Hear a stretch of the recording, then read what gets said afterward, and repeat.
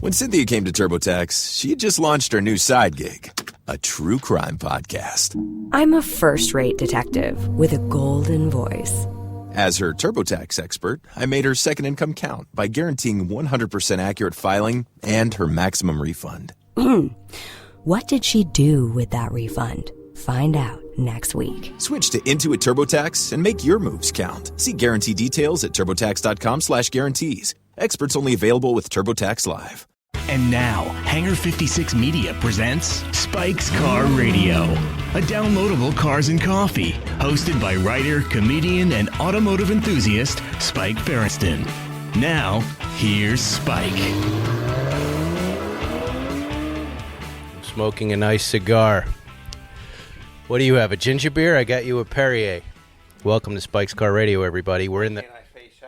Why don't you face over there? You can sit on the other side. Go sit. Just grab the mic. Wherever you want. I thought you'd want to be away from my cigar. I do, but I'd rather be looking... That was really loud when you banged that mic down, I guarantee it. We're in the backyard of at my house here. It is Monday after Labor Day. And the heat wave. After the heat wave. It's cooler, but it's not as cool as it could be.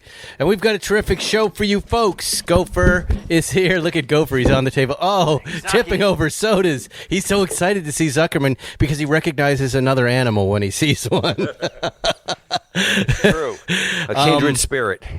In a minute, we'll be talking to Franky Perez. This is a really cool story, Zuckerman. Franky Perez is a musician. He has partnered with Ducati, and he is crossing the country on a Multistrada playing concerts for health workers. Really? COVID-19. Yeah, he just wrapped up his first leg, which was Las Vegas to New York. He was born in Las Vegas, and he's about to embark on his second tour. Here, check this out. Look at his guitar case that they built right onto the Multistrada instead of the Pannier. Isn't that cool? I was just going to ask you, what is the support like? Does he have a van behind him? No, it's just him. It's him and his cameraman. Super cool story. These guys, he's a rock and roller.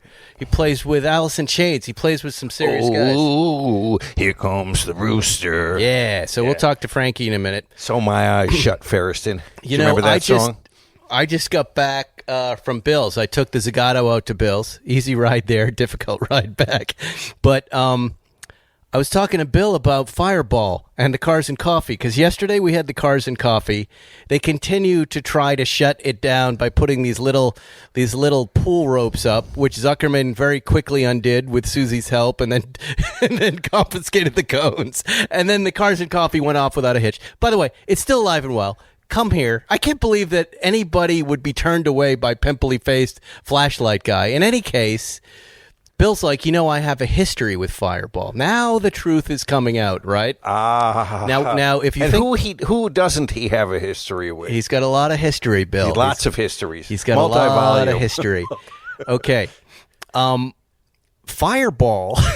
I can't believe we're using this grown man. He's a 60-year-old. He's nuts, He's a middle-aged guy. I can't... Well, here's what happened. Look, here's what happened. All right. Fireball apparently was throwing a Cars and Coffee. Remember before COVID-19, right at Bill's once every 3 months with a crowd that, let's say, shall we say, is not very inspired car crowd. A lot of crap. And Bill, remember Bill was upset about it? I don't judge car people. If you like cars, you're fine with me. But Bill was like, he didn't like this crowd. He found them to be he found Fireball to be abrasive personality. And he, after the second show that this guy, it's called Waves and Rides. It's not very inspired. It's a very kind of... I think Bill also complained about the fact that nobody bought anything. No. If I recall, yes. It was a thing. And when we looked at it, look, it's not our thing, but it's more the hot rod guys, all right? It's that crew. Oh. And again, I just want to reiterate, if you like Priuses, you're good with me. But to Bill, he had them removed from his parking lot. Now, I didn't know this until this evening, right? And as you know, this car show that we call ours is really a pop-up pandemic car show that was beyond our control.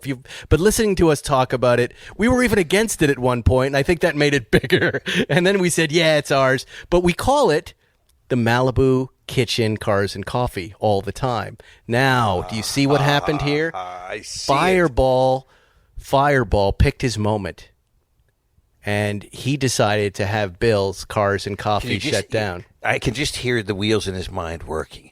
He saw a good thing. And he knew he had to put me out of business like Preston Tucker, and he had to take over Cars and Coffee. Now, that's to make money.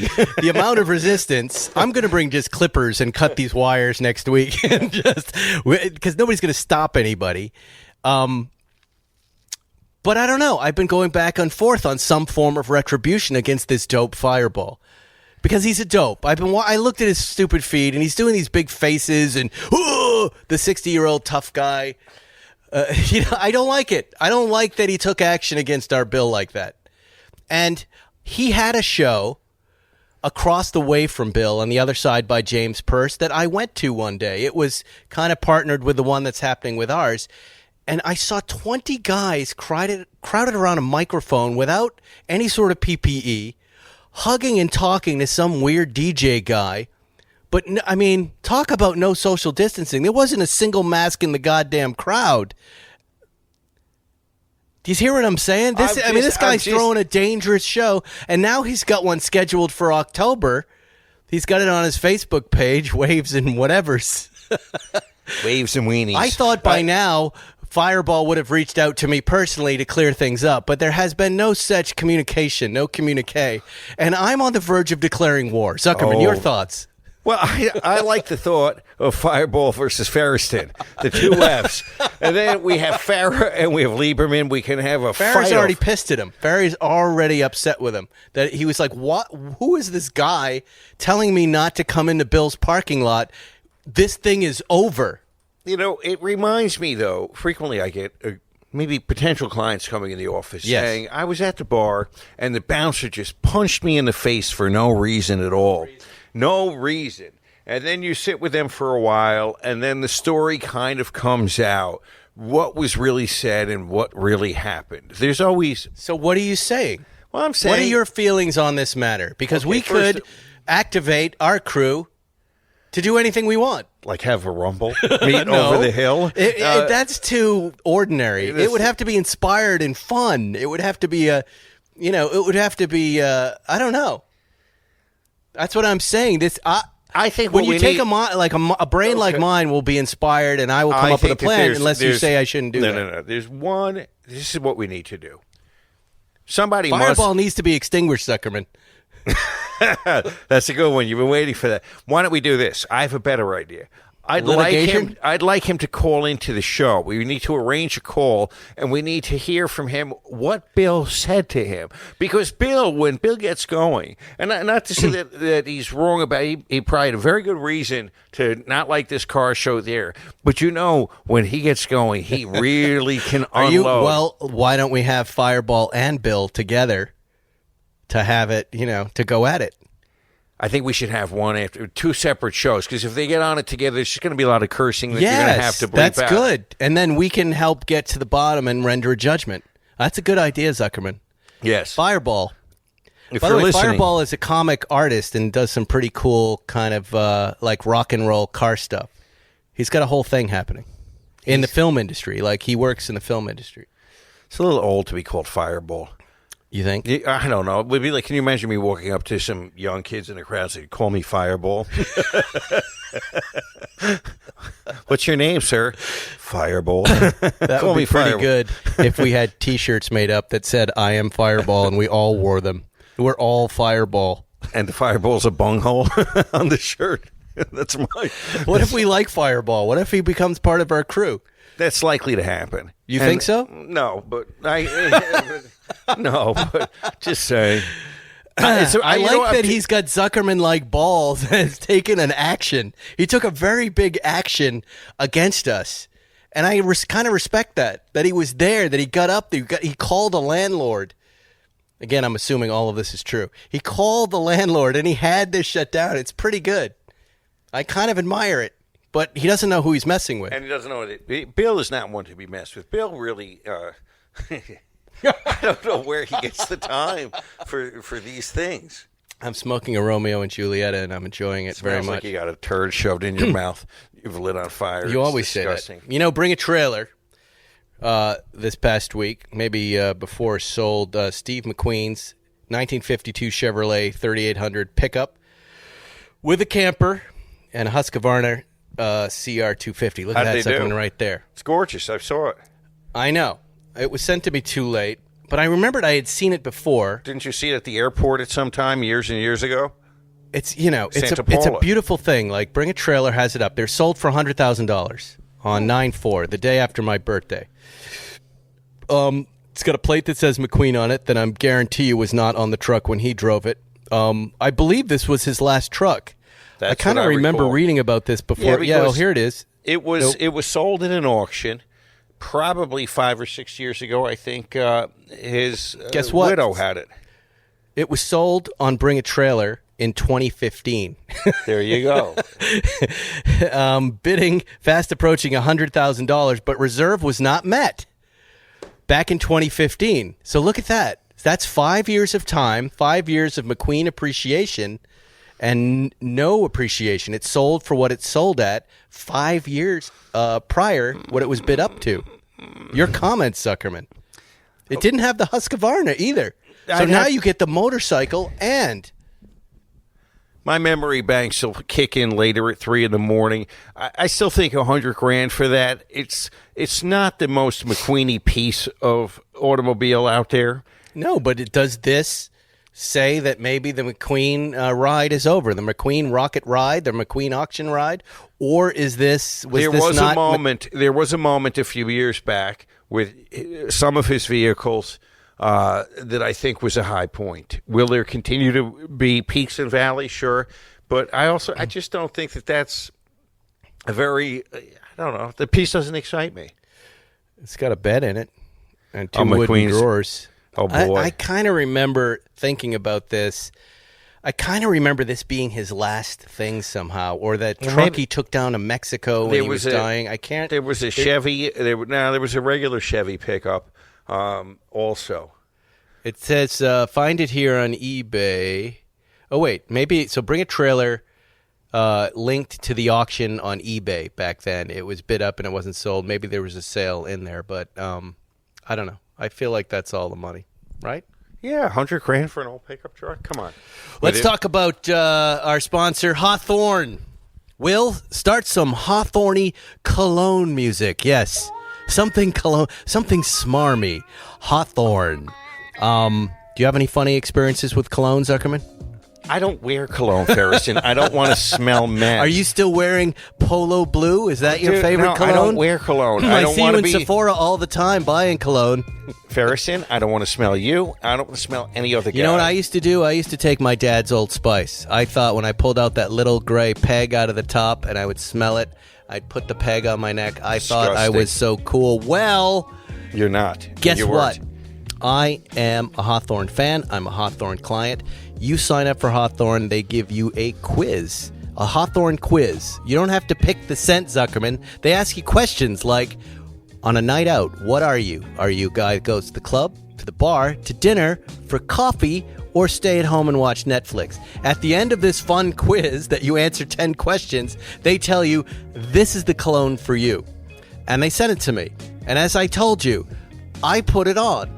And do you know what happened right away? I walked through my dining room. I heard the whole story. You were going to get sex from your wife. I don't want to hear it again. I got sex. I don't want to hear it. It wasn't even that. It was, boy, you smell nice. And I was really surprised by that because, like you, I wasn't a cologne guy. But right now, I am a cologne guy. Here's the cool thing about Hawthorne. These guys don't just sell cologne. They sell all of the stuff you need. Deodorant, shampoo, body wash, face cleanser, your lotion. The lotion, Zuckerman. Lotion in the basket. You guys got to check them out. I'm a big fan. Check out Hawthorne.com, hotcorn.co. Don't talk during the ad, Zuckerman.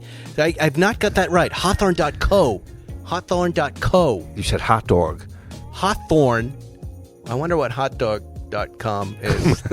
Right. Do you think somebody has that? Of course. Hawthorne. Lemonparty.org and hotdog.com. Don't go there. Don't but go go there. to hawthorne.co. Use my promo code SPIKE to get 10% off your first purchase. Hawthorne.co. Use my code SPIKE to get 10% off your purchase. And know that your friend Spike got sex because of Hawthorne cologne. It worked. They need to send me some ether-based cologne. And then I can you know just what? put it on. I can just put it on a rag and put it over my nose. This is and pass out. legitimate question here, Zuckerman. Hawthorne, when they reached out to me to sponsor us because they love our show, said, "Do you think Zuckerman would like the products?" And I didn't bother you with it, but I can sign you up for it. Do you want to try it? Yes, I will. I want to answer the Do tag you want to question. try sponsor stuff? I don't usually bother you with that stuff, but I'll send you You whatever. know what? Okay. Blue I'm game. Chew? I'll send Send you. me those. I told you, my dog takes Viagra. Really? Yes. Okay, you know the history of Viagra.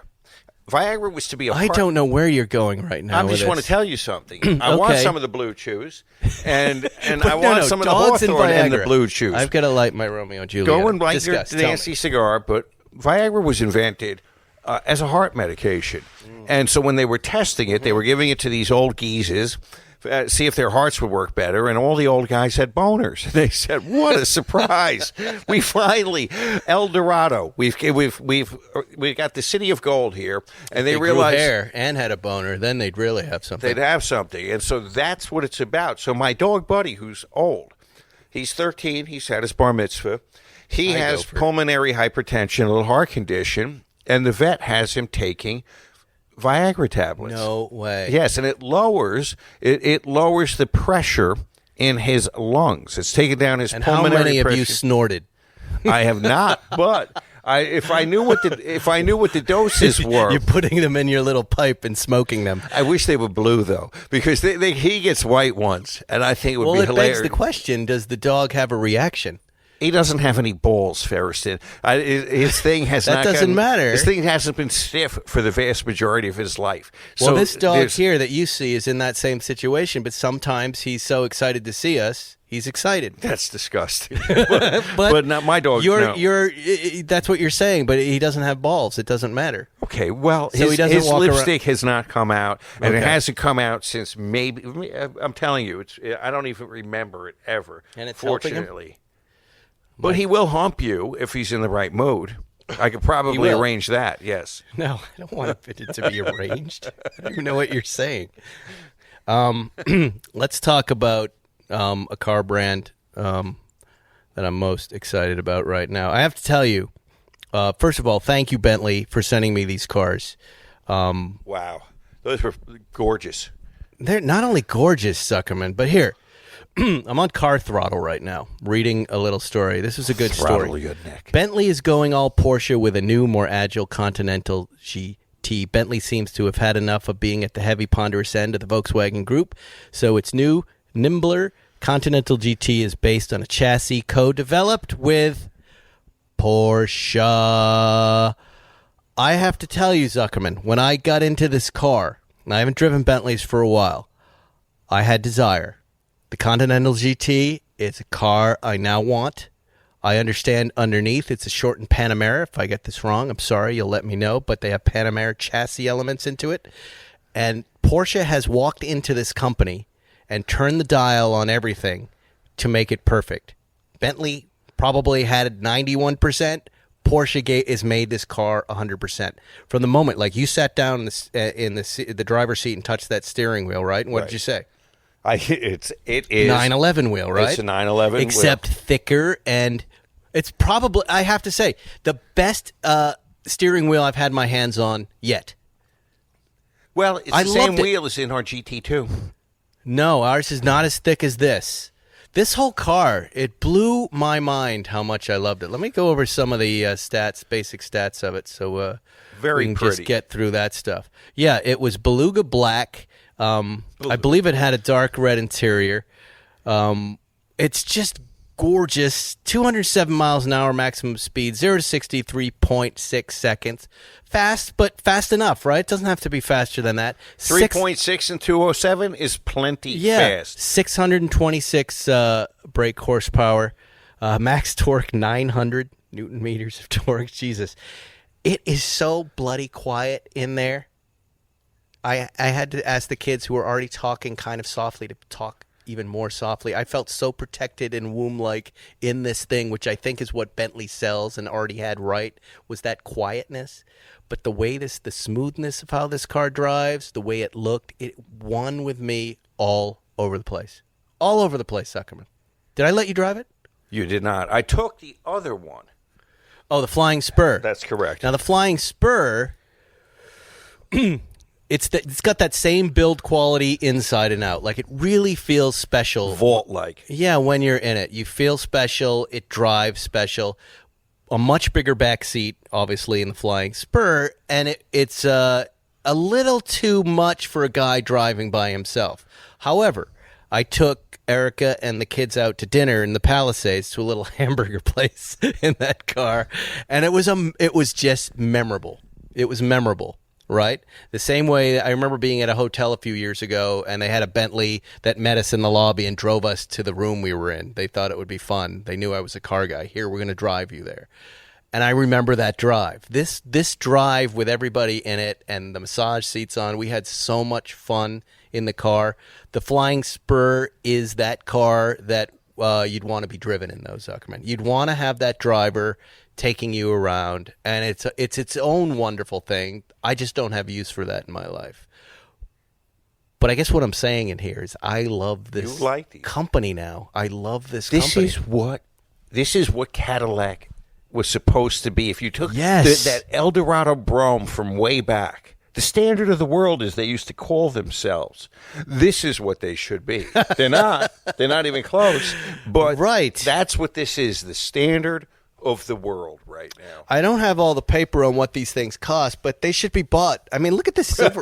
Look at the silver one right here. Look at that. They really nailed it. And what I like about this new Continental GT is that they did not go too far with the update, but it's subtle, it's visible, and it works well. It's an improvement over the original Continental GT. Do you remember when we saw them up in Monterey? Yeah. We all stopped. They had the cabriolets, convertible versions, and we were standing with Jerry at the Spanish Bay, and we all went, oh.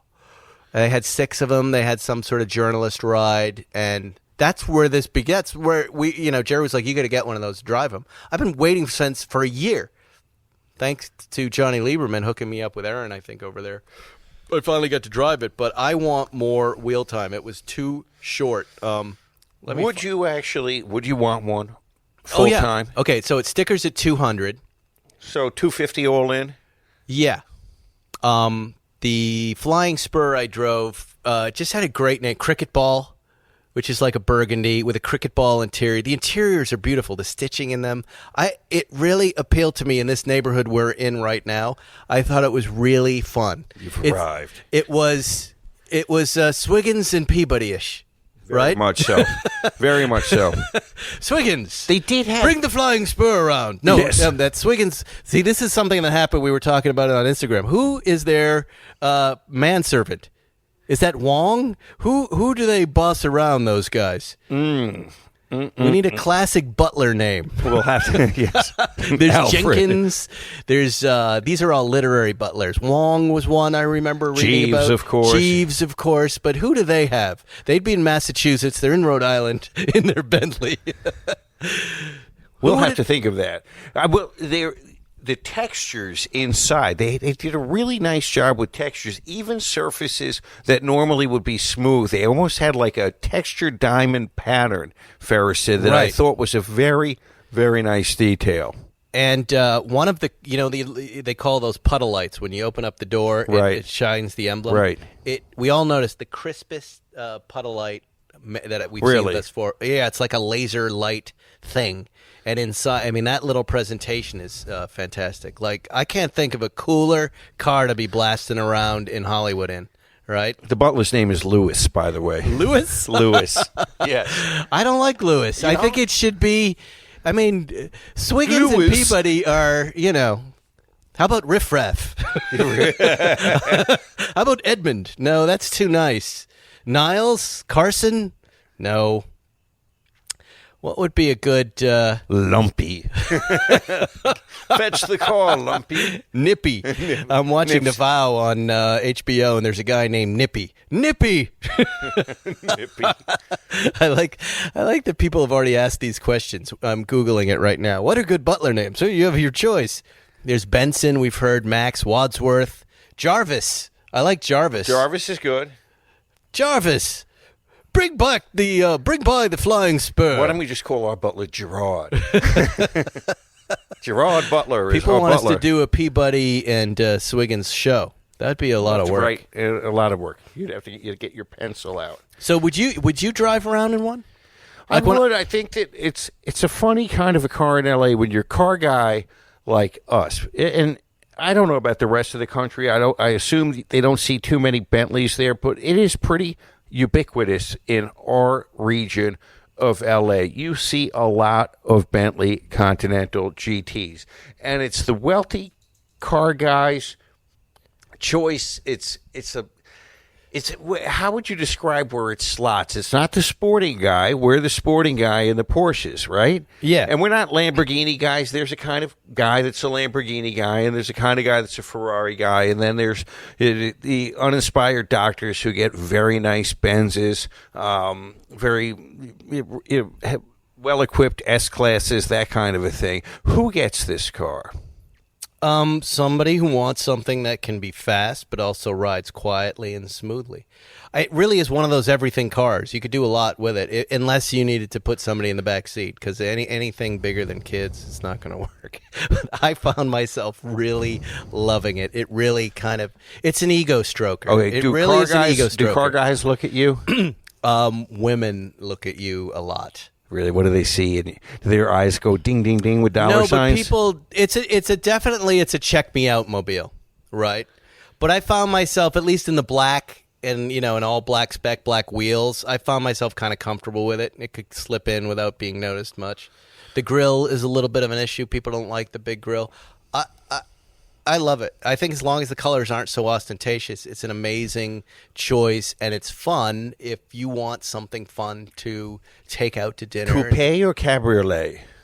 Oh, definitely the coupe. I don't, cabs. That might be too much. They were going to send a cricket ball over cabriolet. that would have been very ostentatious. I believe it had a white interior with red piping on it. Oh boy. Gopher. Hey, go. He's been eaten by coyotes. Yeah, you got to stay here, Gopher. You're going to get eaten. You're going to say hi. He's sniffing the mic. They're out there. There's an eagle that's trying to get him, a big hawk. I took my Shiba Inu on the golf cart today, and at 22 miles an hour, he saw a rabbit and automatically, with no hesitation, jumped overboard. How much did he roll? He rolled a lot. I locked up the tires. He was rolling down Doom Drive. He's surprisingly okay. He did hide under the bed for a while. He did, but it was concussion. It was so automatic first, and he saw the rabbit, and he was gone. That's what I love about dogs. I'm looking at more. How about bracket? No. What is Bracken? Cogsworth. Cogsworth. I like Gerard. Fetch me my returns. Gerard, Lewis Gerard. Gerard Butler. Well, it's perfect. Swiggins and Peabody, and their guy should have a lesser name, right? Those guys would be racist for sure, right? Oh, well, okay. I won't go there, but let's not kid ourselves. Swiggins and Peabody are racist guys living in Rhode Island. They always talk about filthy Jews. Yes, they do. Filthy Jews asked me to get in the club again, Ferriston. Can you imagine the audacity of them? Right. Yes. They have their own places. Plimpton. No, Plimpton seems like that would be one of their friends. Riff Raff is too inspired for those guys. Smithers, Stevens, Stokes. Stokes is pretty good. Stokes is not bad. Elroy. So Wong was a butler in the Marvel comics Doctor Strange. That's where I remember that. Okay. Yeah, I know, but Asian racism doesn't go very far these days, Ferris, and it's 2020. But that's Swiggins and Peabody. That has nothing to do with us. That's Nothing. Those guys, like I said, these are characters and they are racist. They have nothing to do with us. They only emanate from our imaginations. Other than that, nothing I saw to do with a good us. one a second ago. Let me see. Well, we're going to keep thinking about who these guys should be. It would be so much fun to have them on the show. I tried to watch 000 last night, and I was locked out of Amazon Prime. And you know what I watched? Always Be My Maybe, the Ali Wong movie. Oh, my God, Ferris. No, it was awful. Awful. God, garbage. No, you would probably like it. I don't watch that much comedy. It's weird. I write it, but I don't like to watch it. Every comic cliche it was just one cliche built upon another. I heard that did pretty damn good. Of course it did. She was also not everybody can, not everyone's a winner. She's okay now, Ferguson. She got a credit as a writer and a producer and a star. Ali Wong? Yeah, she is. That's a lot of credits in a movie, wouldn't you say? Well, yeah, but she's a writer. She's a writer and a performer. She's a writer-performer. And she got the producer? She got producer as well? Yeah, of course. If you're not a producer, you got to keep control. Now, you don't have to take those credits, but you want to have them so when you come on a set, you don't, get stepped on by some schmo like Swiggins who thinks he knows better with his camera and then ruins your thing. You know what I mean? So you need a producer credit. But you're right, there are moments where you don't have to do that. On my late night show, I did take a writer credit because I am a writer. I did take a producer credit, and I did take a starring credit, I think. Oh. But I did eliminate a few other ones, but I did a bunch of jobs. There you go. So now that's why you kind of do it. Yeah, it shows that she's something more than just an actress. So she's a writer, producer. Plumped up her resume. She's a very talented person. I know this movie didn't hit though. But that happens. But comedy's hard. If you're in the mood for 000, Ali Wong's romantic comedy is the wrong thing to watch. Not going to really fly. No, I'm going back now and watching Waco, which was great, which I missed on Paramount Network. My buddy developed that over there, and I never saw it. And I'm watching it now. It was fantastic, really wonderful. Lots that I did not know about Ruby Ridge. How the government fucked that up, and how they may have fucked Waco up too. They fucked both of those up. Yeah, it was rough. It was not a good time for Janet Reno. No, she was in. Yeah, they had a scene with Janet Reno, but it was not a good time for the ATF. I think is what was really happening there. It was they were just shooting first, asking questions later.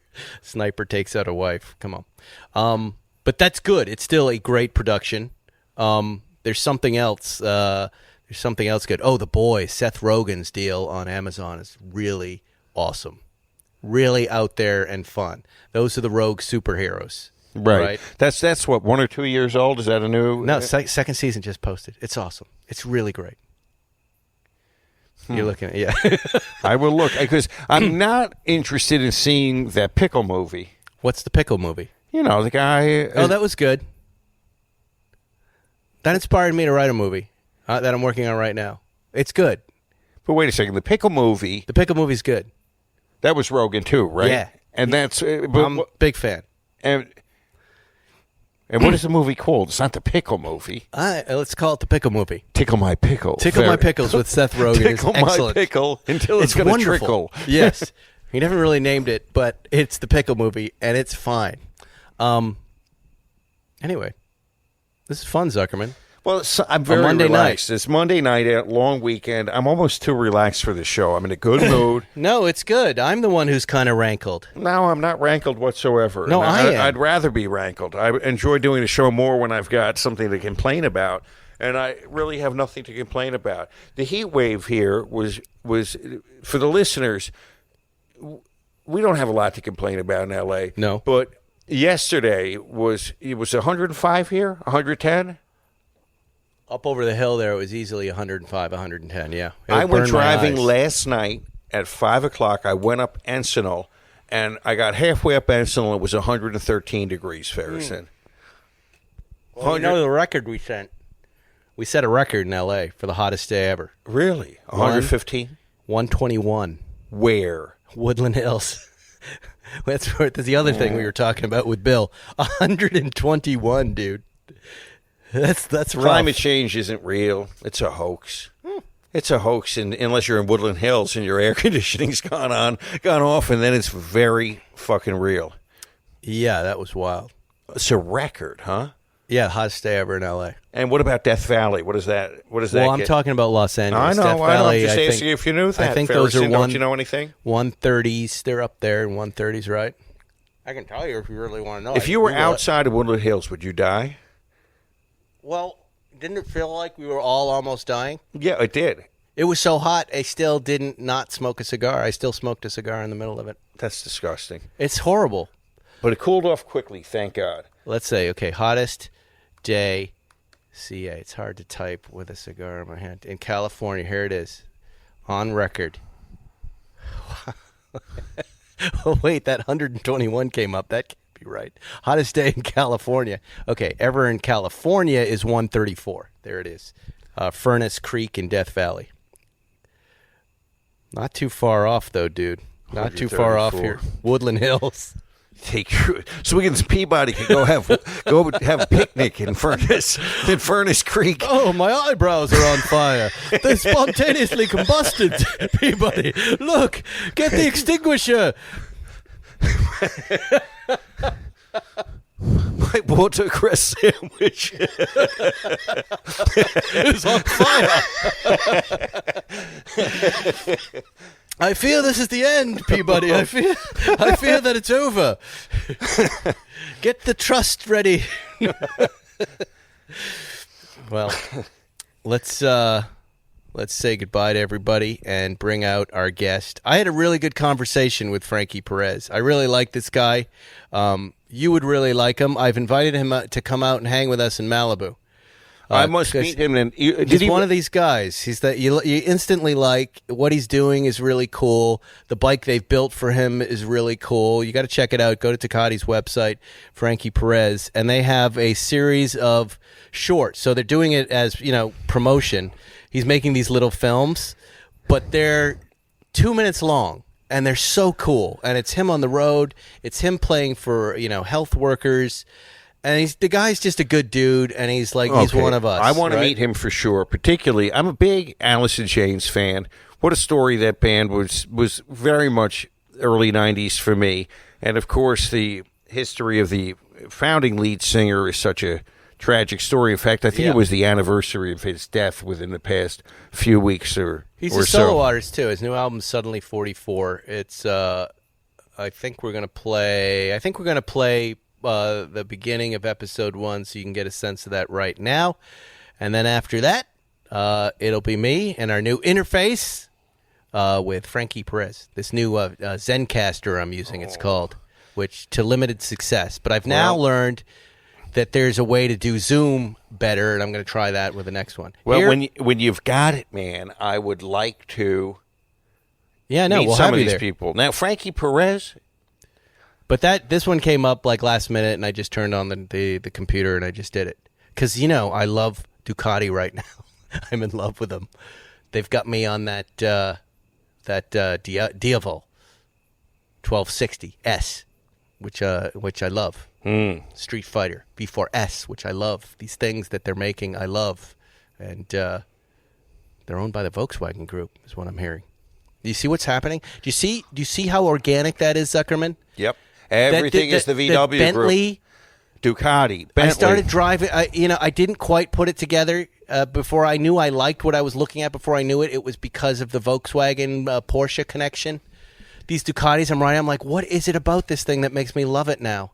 And it's because it's in this family of things that I love, and these guys know how to engineer things that we love. So, Ferguson, if there was just going to be one automaking group that survives this apocalypse, Fiat Chrysler, which I think has part of, say, Ferrari, or VW Audi. Maserati. Do they have Ferrari too? Yeah, at a certain point they did, but I think Ferrari is essentially independent. But who would you take? Oh, it's the Volkswagen Group. No doubt. All right, let's just bring on our friend Franky Perez. Here he is. Hey everybody, Franky Perez here. You're here in my hometown of Las Vegas, Nevada, on day one of the Crossing the Great Divide tour. Going from here, Las Vegas, LA, and then all the way across to New York. Come along, we're gonna have a great time. We just left the Vegas sign, and we're about to reset the odometer on the bikes and start our trip. Part of the purpose of this trip was I wanted to visit venues and bars and clubs that were primarily living off of live entertainment. Just outside of LA, headed to the Viper Room, dripping sweat, almost ran out of gas. So excited to get there. Hey everybody, my friends at the Viper Room and Tommy Black were kind enough to open the doors for us and let us shoot a little bit in here. I am 44 years old. I started playing this place when I was 18 years old, so it's a staple in my life. We all got to lay low and hunker down till we figure out what's going on with all this. But you're hanging on, right? Viper's coming back. Yeah, we're coming back. Right on, man. That was episode 1 on Ducati's website. New bracelets that you just heard. And I'm on the Zencaster phone. I don't even know what this technology is. Franky Perez himself. Franky, how are you, man? Pretty good, Spike. How you doing, man? Now, where are we catching up with you? I am back at home in Las Vegas, Nevada, enjoying some mid-90s temperature. So the whole tour is over now. You've done the whole tour. I've done the whole tour. Well, this is I'm holding in quotes volume 1. We're actually going back out again in October and doing the lower half of the United States. But yeah, the first run is done. Wow. Well, I can't wait to talk to you about this because, for a couple reasons. One, I'm a rock aficionado. I went to Berklee College of Music. I'm a guitar player. I'm looking at some of the bands you've played with, ZZ Top, also some car guys there, Alice in Chains, Stone Temple Pilots. These are my people. Jason Bonham. Yeah. Playing, you're my kind of guitarist. Now, and I've just got off demoing the Multistrada 950 for Ducati. So they called up and they said, "Hey, look what we've done here with this guy. This carbon fiber attachment to the Multistrada, the guitar case. Let's start there. Is that something?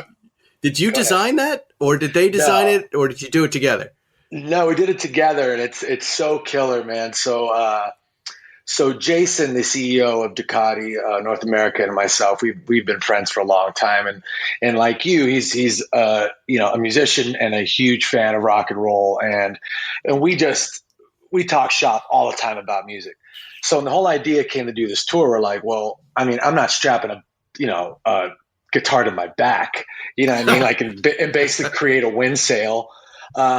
So we both started doing a little research, and he found this guy Jeff Hoffey out of Joliet that makes these carbon fiber custom cases for like really high end guitars, and it was just a no brainer. It's just the look of the GT, of the Multistrada GT, and his cases were just perfect. So, but the thing is, there was no mount. This is something we dreamt up. You know what I mean? So we figured we'd do one thing at a time. We got the case. We got the case custom built for my Martin. They sent it out, and then I'm a good friend of Danny Coker from Counting Cars here in Las Vegas, and I gave him a ring. I was like, dude, I got to figure out a way to get this case on the side of this bike, and not only does it have to be safe, but it's got to look good too, And he's known for customizing cars and bikes, and that's his thing. And he's a friend, and he wanted it to be safe, so they basically took an existing rack from one of Ducati's panniers, and they modified it, and they were able to create a mount that attached the case to the bike, and with a lock where I'm able to actually take it on and off when we stop.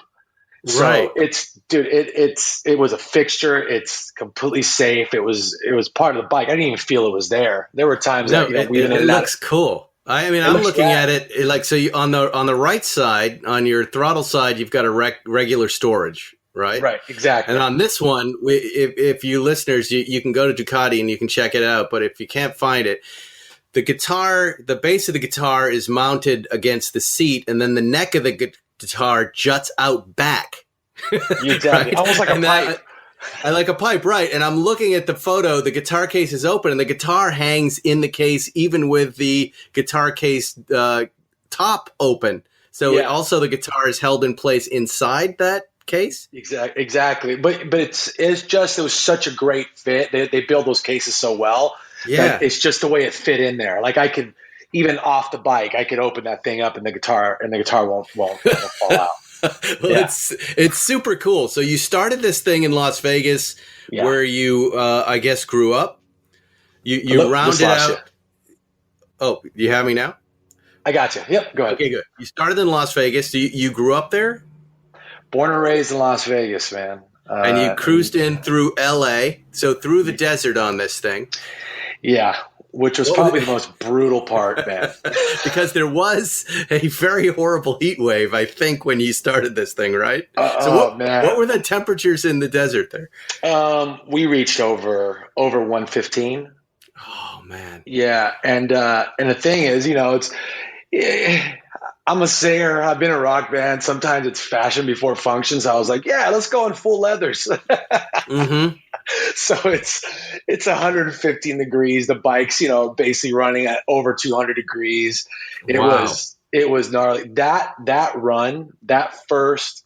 So I've been making that run. I'm 44 years old. I've been making that run since I was 18 years old, back and forth to LA to play gigs. And I can make that, in 3.5, 4 hours, right, on a regular day. But because of the heat, and it was so brutal, man, it took us almost 7 hours to get from Vegas to LA because we had to continue. It was mid-July, we had to pull over and hydrate, So the entire trip, literally the day one was the hardest one. But this is what that bike is made for. It's an adventure bike, and you're having this adventure. Like, were you using cruise control on the way in? What were some of the features of the bike you're using in that situation? Well, it's great. I only took it out of touring mode in Detroit because I was with some other riders, and they were like, it was a late night ride. We kind of hit the city like at midnight, and these guys were whipping in and out of traffic. And I was like, all right, let me show them what I got. And I threw it in the sport mode with the full case hanging off the side, and just like, But I barely took it out of touring mode, and I used cruise control the entire time. And a majority of the, because you're on these long stretches, you're on I-80 at times. It's hours, between fill-ups. Mm-hmm. So I just leave it on cruise. But the bike, you're exactly right, man. And I'm not just saying this, man, and they've been so good to me, but I've ridden and owned a lot of motorcycles. This bike I was literally texting Jason the entire time. This is probably one of the most amazing machines I've ever ridden, because what I put that bike through and what it gave back was incredible, man. I love the riding position, the power to get out of trouble if I needed to. The fact that I look down in the middle of the desert and it's over 200 miles, and it's like 230 degrees, and it's just muscling through and just giving me more and more. It was a killer bike. Wow. It is a killer bike. And so, do you have a crew trailing you? Is there a truck or something behind you? No, man. We did it guerrilla style, man. My cameraman was on a multi as well, just me and one guy. And he did an incredible job. His name is Sam Schneider, and he did an incredible. He was riding a multi as well, and he basically had cameras hanging off, and he killed it. He did a great job. And what did you learn? What are some of the things that you encounter on these drives? Because driving across the country like that on a motorcycle, First of all, just the danger of being that much exposure on a motorcycle, right? Yeah. I mean, what are, whenever I talk to someone who's done a road trip like that, car, motorcycle, or truck, there's always these strange stories that come from the road. Yeah. The night the 2x4 was kicked up and went right through my windshield and missed me by 2 inches, or a body on the side of the road, or an eagle eating a deer. What are some of the things that you saw on the roads of America? Yeah, man. I got to say, it's so tough. You ride, and it's like, sometimes you're telling people, like, you're so passionate about a road trip or being on the road that you almost like, I could be overbearing about it. But and it's like, and I could be actually so cliche at times, but there's nothing like, I've been in a tour bus my entire life, right? And I've crossed the country many different ways, and nothing compares to being on a motorcycle on the highway. It's like you feel it, you smell it, you can taste it. You know what I mean? It's like it's the ultimate connection to the country and to the road. As far as like experience, man, I had a near miss like day 3, and it was a huge lesson. And I've been riding, like I said, all my life, and I never experienced it. You ride, you're on the road, and you see tire tread on the road all the time. You know what I mean? From these trucks spitting out tire tread. But, on your car, sometimes you can't avoid it. You go right over it, or, I've never been next to a blowout. And it was like day 2 or 3, I'm probably doing about 85, cruise control, basically like one hand on the throttle, other like in my lap, just kind of chilling, enjoying the scenery. And a truck that was on my right, we're probably traveling 80, 85. He lost his tire. Basically, the tread came out, and that's metal tread, Oof. And it came out right in front of me and was coming at me. And I was able to get out of the way of it. But then the shrapnel, it was like, dude, I couldn't imagine being shot at. It was hitting me everywhere. Like, really? I had welts all over my body, and I'm geared up, dude. I'm in leathers and the whole deal. I'm geared up, and like. But you've also got a little bit of a fairing and a small windshield that, as I recall, kind of is just about as high as your eye line, right? So the shrapnel's hitting you from the side? It's hitting me dead on. It's hitting me from everywhere, because it's like, it's because the truck is still ahead of me. Right. So it's flying across the road and at me. So it hit me it hit me in my neck. Like the only place not covered, like my neck. But if I would have hit that tire tread dead on, that would have been the jump. Mess. Yeah. So that was some of the gnarlier stuff, but then some of the more surreal and cool things was actually like on the last day, and to pull into New York, to New York City and go into Times Square. And it was like that opening scene in Vanilla Sky, where the city's just empty. You know what I mean? Like, you gotta remember, we're still, for the most part, New York was, is locked down in a sense. Yeah. So Times Square was empty. And I have a shot. One of the pictures is my bike is parked on the sidewalk in Times Square, and it's like, when could you have gotten away with that? Right. No, I know. A year ago. So that was pretty surreal and amazing. And so what did you learn? You went around to a lot of these clubs. Where did you stop in LA? Which club was it? The Viper, which I've been playing since I was a Viper. Right. Yeah, man. Which I've been playing since I was a kid. And how does a kid get into the Viper room to play? Like, how old were you?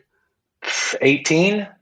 So you walked in. 21. Yeah, you basically booked the gig. As long as you're not bellied up to the bar, they'll let you play. You know what I mean? Like, well, what did you do in that? You're 18 years old. You come in from Las Vegas with your guitar and you say, I want to play. That's what you did? Well, they said, sure. What's that? Yeah. I was in a band at the time. It was a band called Malfunction out of Orange County. And I had this really like overzealous, great drummer that did all our bookings, and he booked it, and he probably failed to tell them that their lead singer was 18 years old. Wow. I'm always impressed with that stuff. It just seems so impossible to break into rooms like that at this point, but your drummer does it. And he just called up, or he gave them a tape or something, or it was an open band night, or no, back then it was cassette, man. He probably if I, he probably put a manila envelope together with like an 8x10, a terrible bio. Right. Of all the bands we've like been around, cassette tape with like 3 songs on it. And, and he probably mailed it with a stamp, and then followed up and called a million times until someone gave him the gig. And then do you remember what happened that night? Was there an audience there? Did people show up? Yeah, because we brought I was just out of high school, and I moved to this is actually funny. I'd moved to Costa Mesa, California, because I looked on the map, right, and I didn't read the legend correctly. And so back then we looked at maps, and I was like, right. And to me, on the map, it was a fingernail away from Hollywood. I was like, that's not that far. But exactly. Then, you don't take into account the 405. Yes. No, many rock stars are down in Costa Mesa. It's a little artist community like Laurel Canyon. Right. So we just brought up whatever little fans we had, friends we had from Costa Mesa, and everyone made the pilgrimage up to the Viper Room, and it's a small room. We packed it. I remember that being a killer night. I felt I had made it. No, I know. Whenever you do that, I remember playing the Rathskeller in Boston with my roommate's band, Pat Durkin and the Seagram 7. It's like we play guitar. He was like it's like a Bob Seger and Bruce Springsteen knockoff band. That is amazing. And I was like, all right, I'll come play. I'm not sure I like that music, but I'll play. It'll be fun. And I remember doing a jump on stage, and my Stratocaster in the first song, just, total freak accident, hits me in the nose. The body of my guitar, and my nose is bleeding for the rest of the show. And I was just like, this is not the life I imagined for myself. That sounds like a Mudvayne show. Exactly. But I know what you mean. You feel like, wow, this is it. Here I am at this, this famous rock venue. Yeah. But then the moment doesn't exactly play out for me, at least the way it played out for you. So do you ride in your normal life? Do you have motorcycles in your normal life? I do. It was funny today as I was getting ready to talk to you. I was kind of doing this reminiscing, thinking about all the bikes I've owned, and yes, I do ride. In my garage right now, I have an old Russian Ural, which is basically a 40s BMW. But I think I bought my first bike at literally a pawn shop in Las Vegas, and it was a Honda Elsinore, it was a 250 2-stroke. Mm-hmm. And then since then I've had, numerous bikes. I had a 42-ish because it was a Frankenstein bike, Knucklehead, which if I had now, man, I wish I still had that. Right. Bought 76 Bonneville, bought it because there's a year I was born, T140. Ridden great bike quite a bit, ridden quite a few Ducatis. I see that you rode the V4, dude. How was that? Yeah, that's so far my favorite. I'm going through the whole Ducati portfolio right now, and that so far is my favorite. But I'm really vibing with the brand. I can't believe how much I like these bikes, and I'm not sure why I haven't gotten on them sooner. And I've got one coming in the next day or so. The Diaval, this gigantic dragster of a deal, and it's all good. What's that? Are you talking about the X Diavel? Is that what's coming your way? I think so. Yeah. Let me look. And see. That's a great. I rode that big, bike. Fat. Yeah, that's exactly what's coming. I really want to just try the Panigale. Yeah, look at that thing, boy. That really looks like years ago I had a Yamaha VMAX that I almost died on every time I took it to work through Laurel Canyon. Man, I would commute to work on it, and if the road had any water on it, that would be it. I'd just go sliding around, but I kind of miss that power. And there's so many potholes on that road, man. That hill, it's like you would think they'd figure that out. But I was doing it so much because we were working in the valley. I was going 7 days a week we used to have bets that we could drive that road with our eyes closed. And occasionally try the turns. Yeah. And more than once, I hit some slippery slippery black ice and spun my car. You know what I did once on that road on that hill, and I'll never do it again. And it's literally, it felt less safe than headed 85 miles per hour into tire tread. Was I took a Vespa over the hill. Oh my God! And it's like I took my sister's Vespa over the hill just to get over to the valley, and all those potholes and the water. It's like that's a dangerous little road. It's super dangerous. It really is. But I loved it. I mean, again, I was coming from New York, and just the idea that I could drive to work was so exciting to me that I didn't have to get on the subway with people shooting up, and I could get in a car, and occasionally I'd see my buddies who I was going to work with, and we'd be racing up the canyon in cars, and life was good. I remember that car. The first one I had, there was a Cougar XR7, a 68 Cougar XR7 with a top that had no fabric on it. So it was just a $4,000 car I bought. It couldn't have been happier. I was the happiest guy in the world. That's funny. Let's get back to this. You rode 4,000 plus miles on this Multistrada 1260 GT. There's an 8-part video series you guys can check out on Ducati.com. The videos are quite short, right? They're only a couple of minutes long each. Yeah, 2 to 3 minutes. Some are even a little shorter. Yeah. Right. Performing free outdoor concerts for the health workers. Where would you do those? How did you put the word out for that? So before I'd left town, I've been working with the people over at the Capital Funding Group. They own thousands of healthcare facilities around the country, and I had actually played at some of the facilities here in Vegas.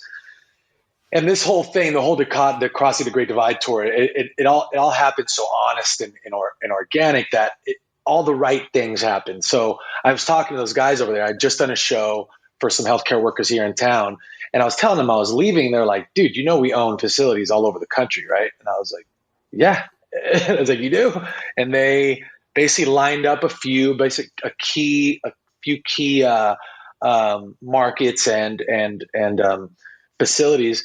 And they were just waiting for us. We'd roll in, and they was completely like, we were being very cautious of the social distancing and all of the of all of the things that you have to do. Basically, we were tested, and they would check our temperatures, the whole deal, and we'd go in and we'd play for the staff and the patients, or the residents, and those were, to be honest with you, Spike, it's like some of probably the most rewarding things of the entire trip, because those workers worked straight through the entire pandemic. They never got a break. Right.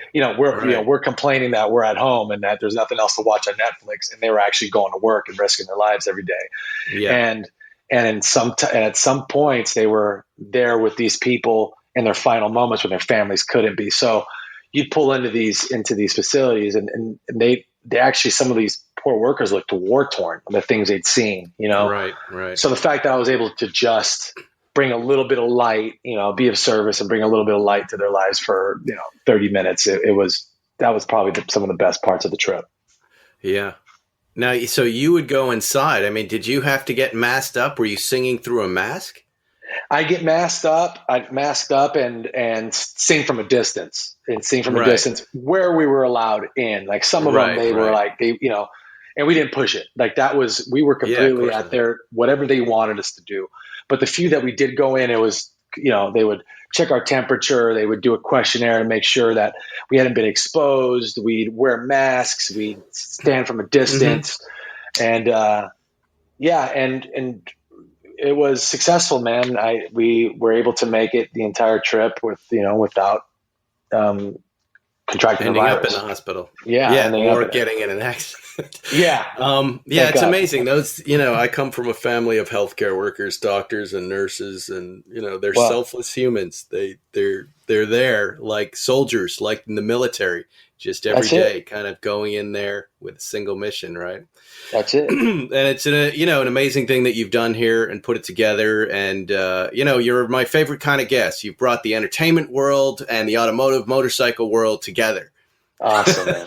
That's exactly what I like to do. This, sometimes my listeners are like, why are there people from entertainment on your show? It's got to be about cars. And it's like, well, that's not what we're about here. There are lots of us in entertainment that like these cars and things, and that's what Spike's Car Radio does. Are you going back out on the road? You alluded to that earlier in the interview. Yep, back in October, and I'm actually right now today. I literally got the map of where we're going. Yeah, we go back out. So it's going to be Crossing the Great Divide, tour part 2. And like I said, we're going to be doing the lower half. So we're going to start in Florida and then make our way across all the way back over to LA, and do the same thing. But this time we're really going to focus on the healthcare facilities. It became such an important part of the trip that we feel that we have to do more. So this time it's really going to focus on those. I think it was something like we're looking at 28 different facilities that we're going to run through on the way back. Awesome, man. Well, I wish you luck. His new album, Franky Perez's new album, is called Suddenly 44, is out now, and I'm guessing we can find that everywhere. From Spotify to Tower Records on Sunset, if that were to exist. Anyway, man, it's a pleasure meeting you, and thanks for coming on the show. And I'll get on Ducati right away to give you this bike. They should be gifting it to you. I know you're too polite to ask, but I'm going to ask on your behalf. Right on, man. Hey, maybe when I get to LA this run, we can go for a ride, do the canyon. Yeah, no, I would love that. If I don't have a press bike, I'll take my old 66 Triumph Bonneville out, and we'll go out to Bill's and have a cup of coffee in Malibu. Sounds great, brother. Thanks so much, man. Hey, thanks for taking the time to chat with us. Definitely. Later, Spike. There it is, Zuckerman. Franky Perez. Good dude, right? Fantastic. You didn't hear any of it. You liar. This is us still sitting here. I just lie all the time. Just pretending. One program note, in a couple weeks, we're going to be at the Malibu Kitchen Cars and Coffee with Porsche, debuting something very special. They're going to have some cars out there. And hopefully Bill and Fireball will be in fisticuffs. And then, pounding each other. As part of that event... Yes, Bill and Fireball are going to beat the crap out of each other. We should give Bill some sort of advantage, right? What would we give him? A hot spatula? Fireball looks like a tough guy, even though he's old. He looks like a tough guy. But Bill, I don't know. Bill's got rage. He's got rage. He's got rage on his side. Never underestimate We should start rage. putting together brackets on this. All these people we know and who would win in these fights. I am now suddenly interested. Anyway, that's our show for you guys today. Thank you to Hawthorne for sponsoring us. We love you because you love us. You guys got to check out Hawthorne, hawthorne.co, because they are helping us make Spike's Car Radio. We will see you next week. Thanks for listening to Spike's Car Radio, brought to you by Hangar 56. Listen to new episodes every Wednesday, and be sure to subscribe on Apple Podcasts, Spotify, or wherever you get your favorite podcasts.